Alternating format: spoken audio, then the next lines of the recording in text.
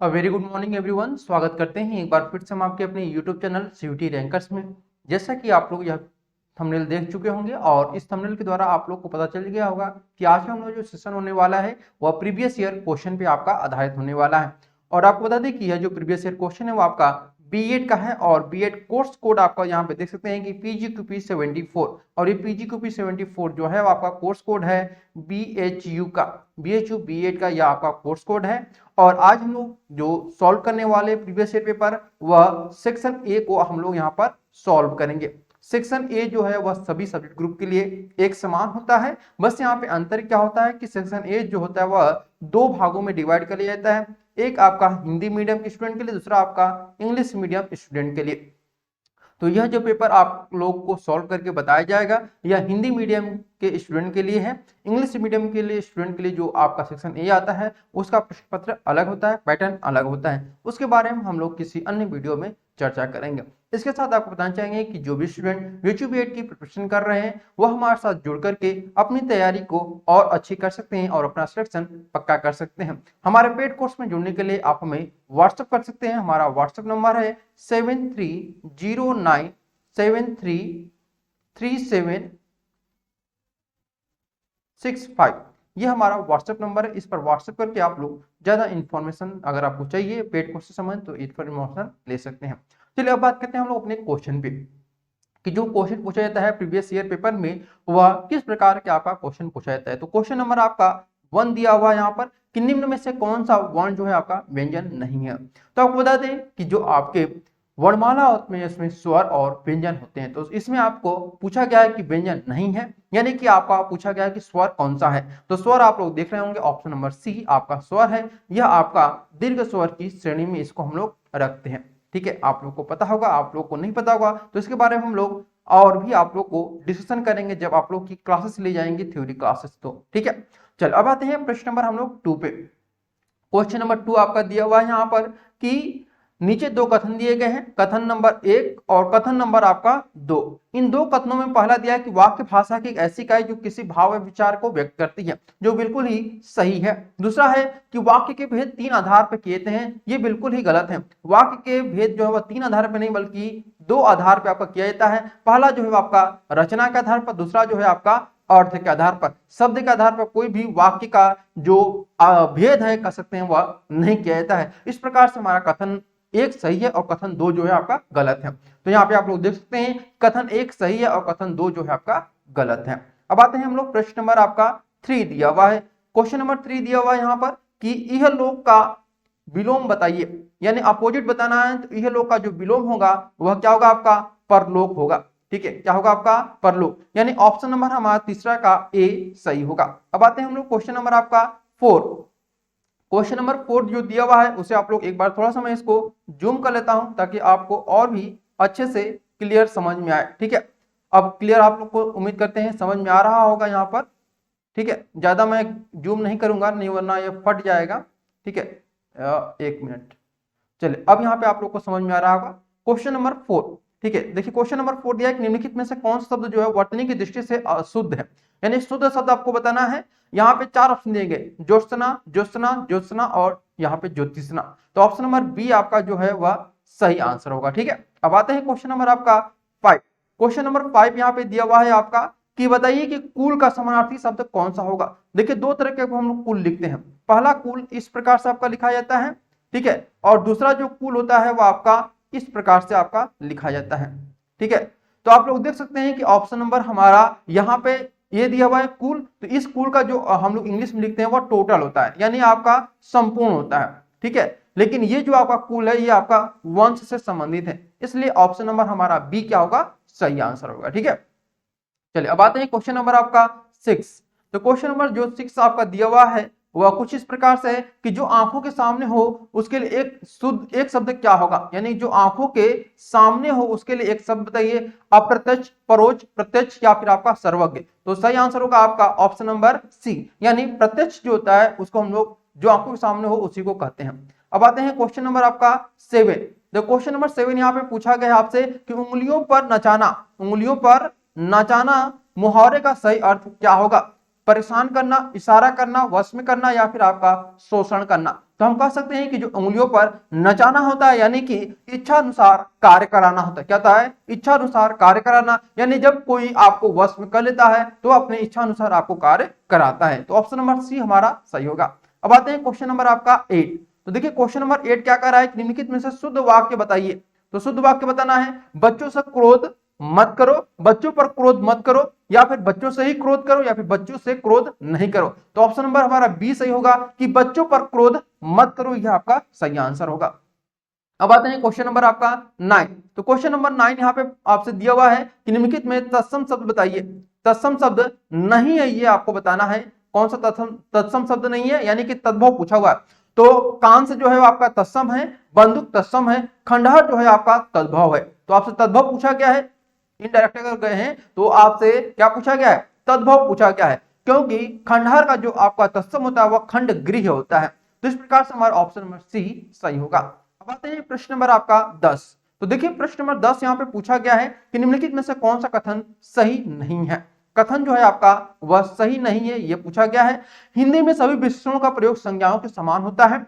विशेषणों से परोक्ष रूप से लिंग वचन कारक होते हैं, या फिर विशेषणों के मुख्य 4 भेद कहते हैं, सर्वनामी विशेषणों के 2 भेद होते हैं। तो अगर हम बात करते हैं एनटीए के द्वारा, यह एग्जामिनेशन जो है आपका एनटीए के द्वारा कंडक्ट कराया गया था, तो एनटीए ने जो आपका सही आंसर माना है वो ऑप्शन नंबर डी को माना है कि सार्वनामिक विशेषणों के 2 भेद होते हैं, ठीक है, मूल और यौगिक।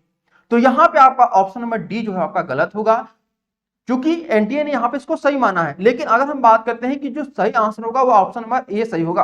क्यों? क्योंकि जो आपके संज्ञा होते हैं, संज्ञा के पहले विशेषण लगाए जाते हैं या फिर संज्ञा के बाद लगाते हैं, न कि संज्ञा के समान हम लोग विशेषण का प्रयोग करते हैं। समझ गए? तो ऑप्शन नंबर हमारा ए यहां पर सही होना चाहिए, लेकिन एक्चुअल में जो आपका आंसर बताया गया था वो ऑप्शन नंबर सी बताया गया, सॉरी डी नहीं बल्कि आपका सी यहां पर एनटीए के द्वारा कहा गया था कि विशेषण के मुख्य 4 भेद होते हैं जो कि ऑलरेडी होते ही हैं। ठीक है, अब आते हैं हम लोग प्रश्न नंबर 11 पे।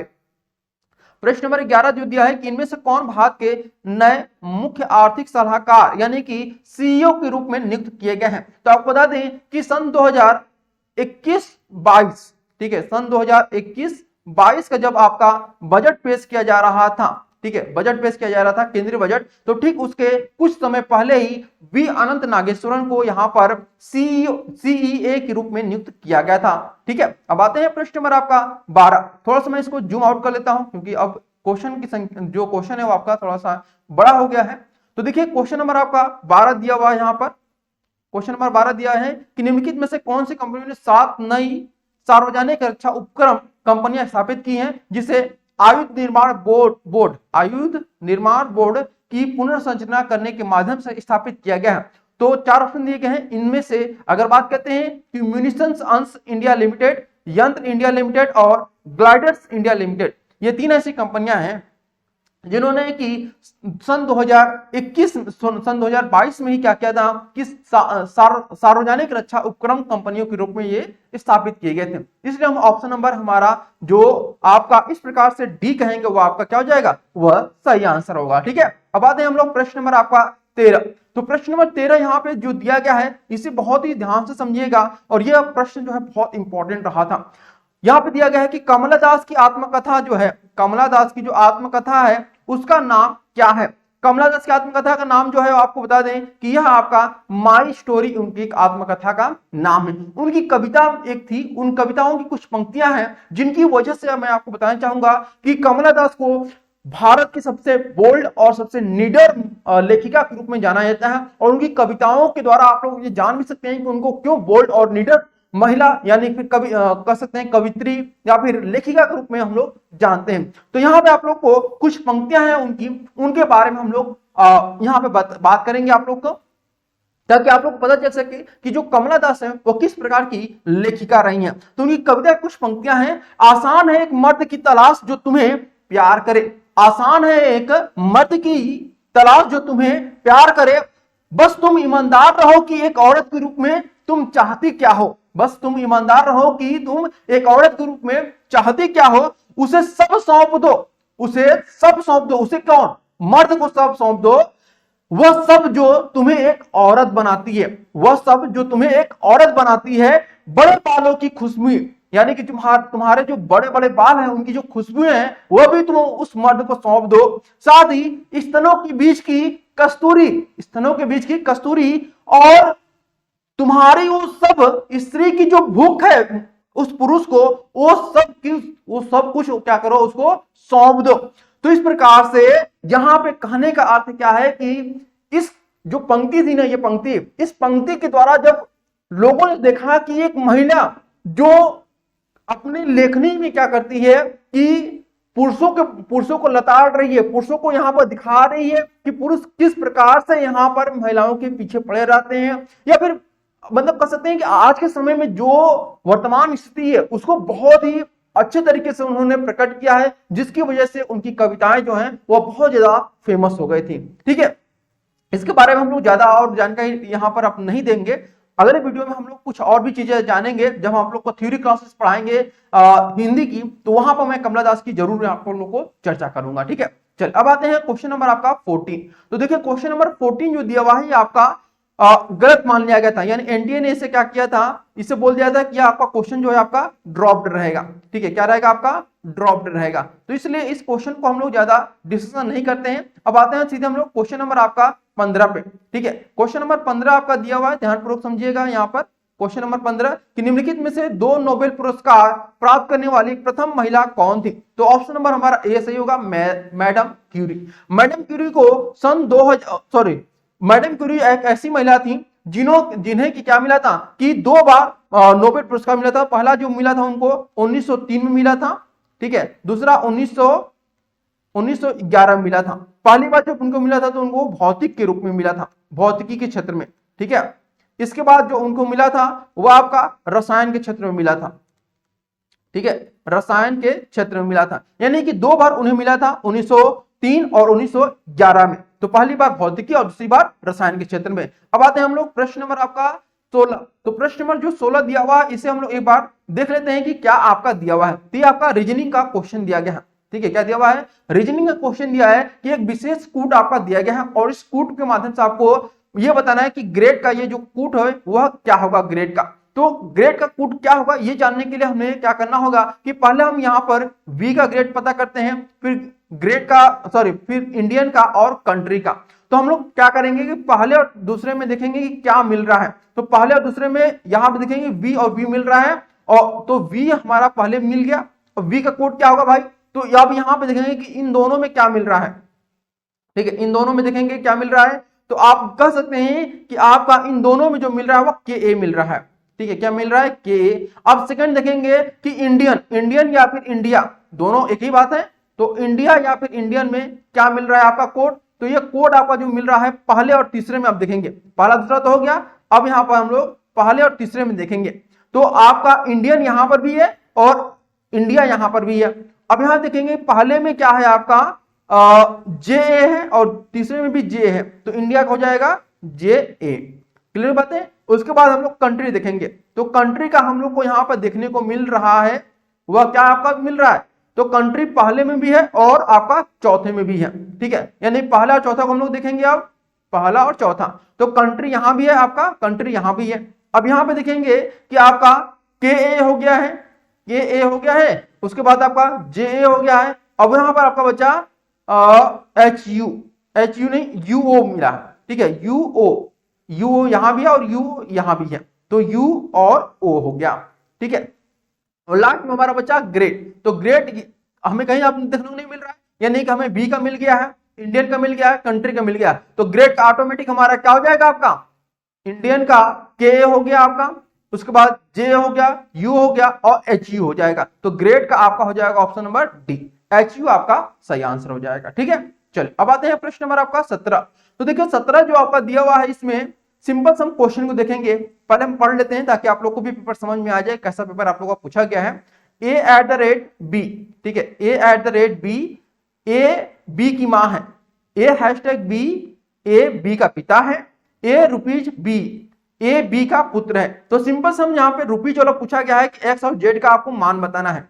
ठीक है, अब यहाँ पर X rupees Y rupees Z, तो जब यहाँ पर ए बी का पुत्र है तो ए एक्स भी वाई का पुत्र होगा और वाई भी जेड का पुत्र होगा। और यहाँ पे पूछा गया कि एक्स और जेड में क्या संबंध है भाई, तो जब एक्स जो है वाई का पुत्र है और वाई जो है वो जेड का पुत्र है, तो वो ऑटोमेटिक क्या हो जाएगा, एक्स जो होगा वो जेड का पोता हो जाएगा। क्या हो जाएगा, पोता। तो ऑप्शन नंबर हमारा ए सही आंसर हो जाएगा। ठीक है, चल अब आते हैं प्रश्न नंबर आपका 18। देखिए क्वेश्चन नंबर 18 दिया है, निम्नलिखित में से कौन सा ऐसा संगठन है जो कि वैश्विक भुखमरी सूचकांक को जारी करता है। तो वह आपका जारी करता है concern world wide and health wealth hunger life द्वारा जारी किया जाता है। और अगर बात करते हैं सन 2022 में भारत का स्थान क्या रहा था, तो भारत का स्थान 107वां स्थान रहा था। ठीक है, भारत का 107वां स्थान यहां पर आपका रहा था। ठीक है, चल अगले प्रश्न में आते हैं हम लोग। प्रश्न नंबर 19 दिया हुआ है आपका। 19वां जो क्वेश्चन दिया गया है ये आपका रीजनिंग से ही क्वेश्चन है, लेकिन रैंकिंग से संबंध आपका है। तो इसमें क्या पूछा गया है कि 7 नृत्यांगनाएं हैं। कितनी है, 7 नृत्यांगनाएं, जो है आपका TUVWXYZ, ये आपकी 7 नृत्यांगनाएं हैं। समझ गए आप लोग। अब इनको कुछ शर्तें माननी है, इनको शर्तें माननी है किसके द्वारा, उनके कोच के द्वारा, उनको जो सिखाते हैं ट्रेनर। तो उनके ट्रेनर ने बोला है, क्या बोला है यहाँ पर, पहला शर्त है कि एक्स पहले दूसरे क्रम पर प्रस्तुति नहीं दे सकता है। तो हम लोग क्या करेंगे कि एक्स को पहले और दूसरे पर नहीं रखेंगे। एक्स प्रस्तुति देने से पहले डब्ल्यू प्रस्तुति नहीं दे सकता है, यानी कि हम लोग एक्स के बाद ही डब्ल्यू को रखेंगे। दूसरी कंडीशन। तीसरी, न तो टी और न ही वाई सातवें क्रम पे होगा, तो हम वाई और टी को भी सातवें क्रम में नहीं रखेंगे। उसके बाद डब्ल्यू के तुरंत बाद वाई या फिर जेड प्रस्तुति देनी चाहिए, तो हम लोग इसको भी फॉलो करेंगे। उसके बाद यू के तुरंत बाद आपका वी आए या फिर उसके बाद वी आए। तो ये हम लोग के 5 कंडीशन मानते हुए हम लोग क्या करेंगे कि तुरंत इसको हम लोग एक क्रम में सजा देते हैं। चलिए सजाते से पहले हम लोग क्वेश्चन देख लेते हैं कि क्वेश्चन पूछा क्या है आपसे। क्वेश्चन पूछा है आपका कि यू तीसरे क्रम में प्रस्तुति देता है। अब यहाँ पे हमें एक पालन होगा कि यू तीसरे क्रम पे होगा, तो हम क्या करेंगे कि सिंपल सा एक क्रम बना लेते हैं, 1 2 3 4 5 6 और 7। अभी आप लोग को थोड़ा सा नहीं दिख रहा होगा, ये दिख रहा है ना आप लोग को, ठीक है। अभी मैं साइड में हूं ना, इसलिए आप लोग को नहीं दिख रहा होगा। तो ये देखिए आपका तीसरे नंबर पर आपका क्या कर रहा है कि यू होगा। अब यू जब तीसरे नंबर पर होगा तो हम लोग को पहले और दूसरे नंबर पे एक्स को नहीं रखना है, तो क्या करेंगे टी और वी को हम लोग पहले और दूसरे पर रख देते हैं। चौथे पांचवें क्रम पे हम लोग क्या रख देते हैं, एक्स और डब्ल्यू को रख देते हैं, एक्स और डब्ल्यू को रख देते हैं। और हमें क्या रखना है, सातवें क्रम पे क्या करना है, ना तो हमें टी को रखना ना तो वाई को। हम वाई को यहाँ पे 6 पे रख देते हैं, और सातवें में हम लोग क्या रख देंगे, यहाँ पर जेड को रखेंगे। तो अब पूछा क्या है कि वाई का शीघ्रतम कब होगा, यानी कि वाई कौन से क्रम पे आएगा, छठे क्रम पे आएगा। तो ऑप्शन नंबर हमारा 6 क्या हो जाएगा आपका, सही हो जाएगा। ये आप लोग को दिख रहा होगा, है ना। तो ये वाई जो है आपका 6 नंबर पे हो जाएगा, तो ऑप्शन नंबर हमारा कौन सा हो जाएगा, ऑप्शन नंबर बी हमारा सही आंसर हो जाएगा। ठीक है, चलिए अब आते हैं हम लोग प्रश्न नंबर 20 पे। ये भी उसी तरीके से है, सेम क्वेश्चन आपका पूछा गया था, एक ही प्रकार का दोनों ही क्वेश्चन पूछ लिया गया था। तो इसको भी जब सॉल्व करेंगे आप लोग, तो मैं आप लोग को पेपर दे दूंगा टेलीग्राम ग्रुप में, टेलीग्राम ग्रुप ज्वाइन कर लीजिएगा, उसको आप लोग देख लीजिएगा। तो इसका भी जो आंसर होगा आपका क्वेश्चन नंबर 20 का, वह भी आपका सी आंसर हो जाएगा, बी आपका सही होगा। सेम वही प्रोसेस लगेगा जो आपका 19वें क्वेश्चन में लगा था। ठीक है, अब आते हैं क्वेश्चन नंबर आपका 21। तो देखिए क्वेश्चन नंबर 21 क्या पूछा गया है आपसे, पूछा है कि ऑप्शन जो दिया गया है, ऑक्शन शब्द के वर्णों को कितनी प्रकार से व्यवस्थित किया जा सकता है जिसमें कि स्वर सदैव एक साथ आए। इनको करने के लिए हम लोग क्या करेंगे, सबसे पहले हम लोग का एक रूल होता है कि जो व्यंजन होते हैं उनको हम लोग पहले लिखते हैं। तो व्यंजन हमारा सी है, फिर उसके बाद टी है, और उसके बाद आपका एन है। ठीक है, ये हो गया। अब इसके बाद हम लोग स्वर को रखेंगे, ए यू आई और आपका ओ, ये हमारा हो गया। अब यहाँ पे देखेंगे कितने अक्षर हैं, 1 2 3, ये 3 अक्षर है। अब इन सबको मिला करके आपका एक अक्षर मान लेते हैं जो ब्रैकेट में। क्लियर बात है। तो सबसे पहले हम आप देखेंगे कि ये 4 हो गए कुल, यानी 1 2 3 4, तो 4 फैक्टोरियल कर देते हैं। ठीक है, इसके बाद यहाँ पे देखेंगे कि ब्रैकेट में कितने हैं, 1 2 3 4, तो ये भी 4 फैक्टोरियल हो जाएगा। ठीक है, कितना हो जाएगा, 4 फैक्टोरियल। अब यहाँ पे जब इक्वल टू करेंगे तो ये आपका हो जाएगा 4 गुणे 3 गुणे 2 गुणे 1, फिर से आपका हो जाएगा 4 गुणे 3 गुणे 2 गुणे 1। अब इसको जब मल्टीप्लाई करेंगे आप, तो आपको जो आंसर मिलेगा वो क्या हो जाएगा आपका, सिंपल सी बात है, 576 आपका आंसर आएगा। ठीक है, बस यही आपका आंसर रहेगा, यानी कि जो स्वर होगा वह 576 बार सदैव एक साथ आएगा। अब आते हैं प्रश्न नंबर आपका 22। तो देखिए प्रश्न नंबर जो 22 है, इसे हम लोग थोड़ा सा लेंथी क्वेश्चन है, लेकिन फिर भी इसको शॉर्ट में करने की कोशिश करेंगे। तो घन का पृष्ठीय क्षेत्रफल पूछा गया है। तो पृष्ठीय क्षेत्रफल जो सूत्र होता है इसका, पृष्ठीय क्षेत्रफल का वह होता है आपका 6 मल्टीप्लाई भुजा का स्क्वायर। ठीक है, तो यहां पे आपको पता है कि आपका क्षेत्रफल दिया है 1734 दिया हुआ है आपका, तो ये हम लोग 1734 बराबर 6 मल्टीप्लाई भुजा को हम लोग ए स्क्वायर मान लेते हैं। तो जब हम लोग क्या करेंगे, ए का जो वैल्यू हम लोग का निकलेगा वह होगा आपका कितना, वह होगा आपका 17। ठीक है, इसको मल्टीप्लाई करेंगे आप लोग। तो फिर यहां पर पूछा है कि घन का आयतन बताइए, तो घन का आयतन का जो सूत्र होता है वह होता है कि ए का क्यूब होता है। तो ए का हम लोग क्यूब कर देंगे, तो ए का जब क्यूब करेंगे तो ये हो जाएगा, यानी 17 का ए का मान 17 है, तो हम लोग 17 का क्यूब कर देंगे। ठीक है, तो ये हमारा जो आंसर आएगा 17 का जब क्यूब करेंगे तो 4913 हमारा आंसर आएगा। ठीक है, क्या हो जाएगा, 4913 हमारा आंसर आ जाएगा। अब आते हैं हम, आप लोग देख सकते हैं थोड़ा सा नहीं दिख रहा होगा, तो अब आते हैं हम लोग प्रश्न नंबर आपका 23। तो क्वेश्चन नंबर हमारा जो 23 दिया हुआ है वो आप लोग देख सकते हैं यहाँ पर कि x अपॉन में y और x अपॉन में y इक्वल टू 1 अपॉन में 3, यानी x का मान क्या दिया हुआ 1 और उसके बाद y का मान कितना दिया हुआ है आपका 3। तो अब ये प्रश्न आपसे पूछा गया है, इस प्रश्न में हम लोग केवल वैल्यू को पुट कर देंगे। तो क्या है यहाँ पर, x का स्क्वायर दिया हुआ है यानी 1 का स्क्वायर, ठीक है, प्लस y का स्क्वायर यानी कि 3 का स्क्वायर हो गया। इसके बाद अपॉन कर देंगे, फिर x का स्क्वायर हो गया तो फिर से 1 का स्क्वायर, फिर माइनस 3 का स्क्वायर करेंगे। ठीक है, तो ये हो जाएगा 3 3 के 9 और 1 10, 10 बटा के माइनस 8 हो जाएगा, क्योंकि 3 3 के 9 माइनस 1 करेंगे तो 8 ही आएगा। अब यहाँ पे इसको कट कर देंगे हम लोग, तो क्या हो जाएगा आपका, तो यहाँ पर -5 बटा के 4 आपका आंसर आएगा। तो ये आपका आंसर कहां मिल रहा है, ऑप्शन नंबर हमारा ए में मिल रहा है। तो ऑप्शन नंबर ए हमारा क्या हो जाएगा, सही। अब आते हैं प्रश्न नंबर 24 पे। तो क्वेश्चन नंबर हमारा 24 जो दिया हुआ है यह भी आपका मैथ से संबंधित क्वेश्चन है। तो सिंपल इंटरेस्ट यहाँ पे पूछा गया साधारण ब्याज से। तो हम लोग को पता है कि SI equal to PRT upon में 100। ठीक है, अब यहाँ पे देखेंगे कि आपका क्या क्या दिया हुआ है, SI दिया हुआ है, SI कितना है आपका 81 रुपए आपका दिया हुआ है। ठीक है, फिर PRT यानी कि प्रिंसिपल आपका 450 दिया हुआ है। ठीक है, मल्टीप्लाई R रेट दिया हुआ है 4.5। ठीक है, फिर मल्टीप्लाई आपका T टाइम हमें पता नहीं है, अपॉन में 100 कर देंगे। तो जब इसे हम लोग सॉल्व करेंगे तो हमारा जो आंसर आएगा T इक्वल टू 4 ईयर आएगा। ठीक है, सॉल्व करेंगे आप लोग तो आपका answer T equal to 4 years आएगा। अब आते हैं हम लोग प्रश्न नंबर 25 पे, और आज का हमारा आखिरी प्रश्न है। तो इसको हल करने के लिए क्या दिया हुआ है आपका, तो सिंपल से पहले हम लोग यहाँ पे देखेंगे, मैं इसको थोड़ा सा इरेज करता हूं आपका। ठीक है, अब देखिएगा यहाँ पर कि क्वेश्चन नंबर आपका जो 25 दिया हुआ है वह है आपका कि 7 क्रमागत संख्याओं का औसत 20 है, तो सबसे छोटी और सबसे बड़ी संख्या क्या होगा। तो सबसे बड़ी संख्या पहले हम निकाल लेते हैं, फिर छोटी संख्या ऑटोमेटिक उसी प्रकार से निकल जाएगा। तो जब भी हम लोग को छोटी और बड़ी संख्या निकालनी होती है तो हम लोग क्या करते हैं वहां पर कि यहां पर a प्लस n-1 अपॉन में 2, और जब हमें छोटी संख्या निकालनी हो तो -1 को हटा देंगे।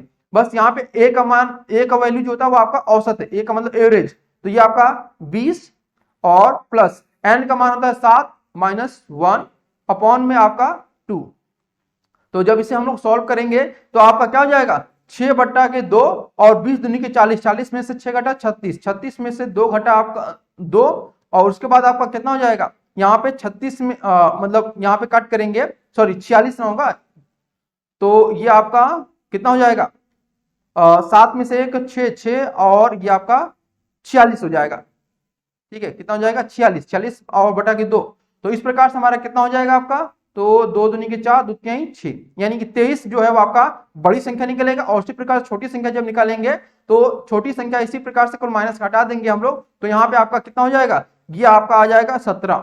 तो 17 और 23 को हम लोग क्या करना है, ऐड करना है, क्योंकि बोला है कि योग कितना होगा दोनों का, तो 17 और 23 को ऐड कर देंगे तो आपका हो जाएगा 40 आंसर। ठीक है, तो इस प्रकार से हमारा ऑप्शन नंबर सी जो होगा आपका सही होगा। तो ये हमारा आज का आखिरी क्वेश्चन था, क्योंकि सेक्शन ए में 25 क्वेश्चन पूछे जाते हैं, उसके बाद आपके सब्जेक्ट ग्रुप से आपका जो क्वेश्चन है वह स्टार्ट हो जाता है। उम्मीद करते हैं आज आप लोग को सेक्शन ए समझ में आया होगा। जो भी हिंदी मीडियम से पेपर देना चाहते हैं, इंग्लिश मीडियम का जो पेपर देने वाले स्टूडेंट हैं, उनके लिए एक अलग से वीडियो बना दिया जाएगा। Okay everyone, thank you so much for watching this video, और लाइक शेयर सब्सक्राइब करना ना भूलिएगा। Thank you.